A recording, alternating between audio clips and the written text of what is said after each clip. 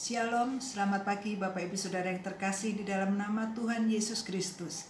Mimbar Gemar GSJA Peniel Surabaya dan GSJA Anugerah Cabang Kemendung pada hari ini Jumat 24 Juni 2022. Kita akan sama-sama belajar dari jadwal pembacaan Gemar kita hari ini yang terambil dari Mazmur 130 ayat yang pertama sampai yang kelima. Judul perikopnya adalah seruan dari dalam kesusahan.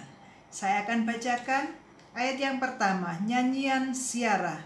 Dari jurang yang dalam aku berseru kepadamu ya Tuhan. Tuhan, dengarkanlah suaramu.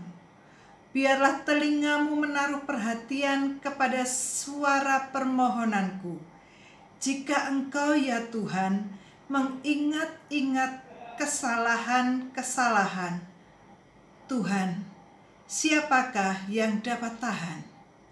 Tetapi padamu ada pengampunan, supaya engkau ditakuti orang. Aku menanti-nantikan Tuhan. Jiwaku menanti-nanti, dan aku mengharapkan firman-Nya. Bapak Ibu Saudara yang terkasih di dalam nama Tuhan Yesus Kristus. Di sini dikisahkan seruan mohon pertolongan dalam keadaan kesusahan.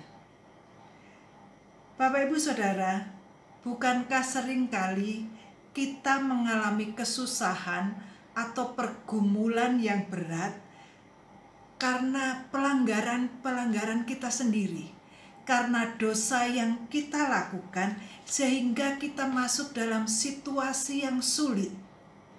Kita masuk dalam satu kesusahan seperti dalam jurang. Kita memang masih hidup di dalam daging dan lemah, kadang-kadang secara sadar atau bahkan kita sengaja berbuat kesalahan karena menurut pemikiran kita apa yang kita lakukan itu adalah hal yang benar, sementara itu melanggar firman Tuhan, sehingga kita masuk dalam kondisi yang susah. Dan pada saat kita dalam kondisi yang susah, dalam kesulitan yang berat, kita berseru kepada Tuhan, kenapa aku harus mengalami kesusahan ini? Maka biarlah kita boleh introspeksi diri kita. Apakah kita masuk ke dalam kesusahan ini karena dosa dan pelanggaran kita? Kita melihat kehidupan kita, apakah kita benar-benar hidup taat kepada Tuhan? Ataukah karena pelanggaran kita, kelalaian kita masuk di dalam kesusahan? Tetapi Bapak Ibu Saudara yang terkasih, di sini kita melihat sifat Allah yang luar biasa. Dia adalah Allah yang panjang sabar, penuh kasih dan pengampunan.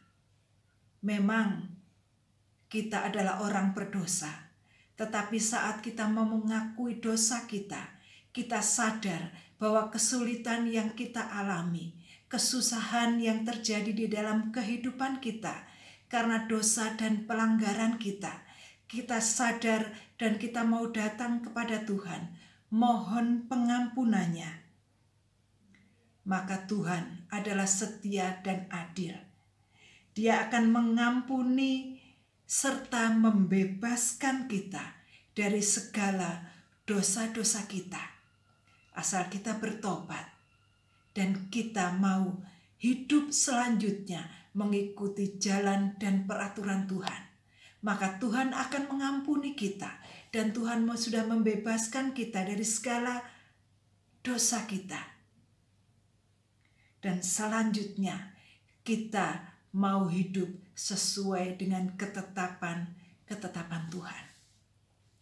Tetapi Bapak Ibu Saudara yang terkasih, mungkin seperti kisah Ayub, dia sudah hidup saleh, dia sudah hidup benar, tetapi Tuhan izinkan dia mengalami satu percobaan yang berat, satu pergumulan yang berat, musibah yang luar biasa besar, mungkin kita akan berkata, Tuhan, aku sudah hidup benar. Tuhan, aku sudah melayani Engkau dengan setia. Tetapi kenapa aku mengalami pencobaan yang berat? Bapak Ibu Saudara yang terkasih, kalau itu terjadi dalam kehidupan kita, ingatlah bahwa semuanya seizin Tuhan. Apa yang kita alami, pencobaan yang kita alami, kalau itu seizin Tuhan, maka itu adalah batu ujian bagi kita untuk kita naik level, kerohanian kita naik lagi. Dan dalam 1 Korintus 10 ayat yang ke-13b berkata, Allah setia. Karena itu ia tidak akan membiarkan kamu dicobai melampaui kekuatanmu. Pada waktu kamu dicobai, ia akan memberikan kepadamu jalan keluar sehingga kamu dapat menanggungnya. Bapak Ibu Saudara yang terkasih, pada saat kita dalam pencobaan, mari kita selalu ingat bahwa segala sesuatu yang terjadi dalam kehidupan kita, termasuk pencobaan kehidupan kita, itu semua seizin Tuhan, memberikan batu ujian kepada kita sehingga iman kita semakin naik level, karakter kita semakin sempurna seperti yang Tuhan kehendaki. Satu hal yang harus kita lakukan saat kita dalam pergumulan menghadapi beban berat kehidupan ini, dalam pencobaan atau ujian yang Tuhan berikan, maka kita harus tetap sabar dan tetap tekun. Kita tetap sabar dan tekun karena kita mempunyai pengharapan yang besar di dalam Tuhan. Mazmur 27 ayat yang ke-14 berkata, nantikanlah Tuhan. Saya ulangi, nantikanlah Tuhan, kuatkanlah dan teguhkanlah hatimu. Ya, nantikanlah Tuhan. Mari, dalam pergumulan berat kehidupan kita, tetap kita nantikan janji Tuhan. Karena dalam kesabaran dan ketekunan kita akan mendatangkan satu berkat yang luar biasa. Dalam Yesaya 40 ayat yang ke-31 berkata, orang-orang yang menanti-nantikan Tuhan mendapat kekuatan baru. Mereka seumpama raja wali yang naik terbang dengan kekuatan sayapnya. Mereka berlari dan tidak menjadi lesu. Mereka berjalan dan tidak menjadi lemah. Bapak Ibu Saudara yang terkasih, mari tetap nantikan Tuhan, tetap tekun melayani Tuhan, tetap setia mengiring Tuhan, sekalipun pergumulan berat masih kita alami.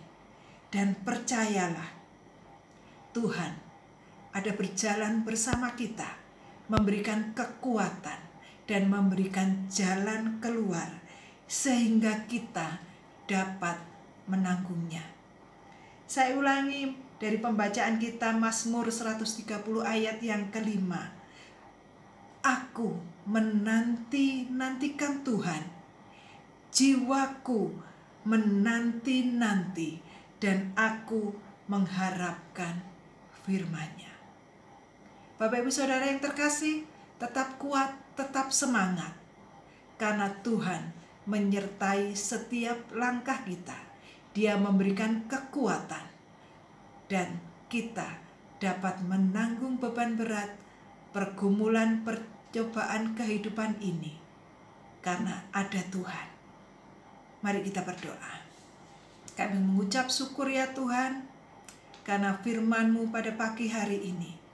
Kami yakin dan percaya segala pergumulan kehidupan kami Tuhan izinkan terjadi supaya pergumulan ini mendatangkan satu kebaikan bagi kami, supaya iman kami naik level, supaya karakter kami semakin hari semakin sempurna seperti Tuhan.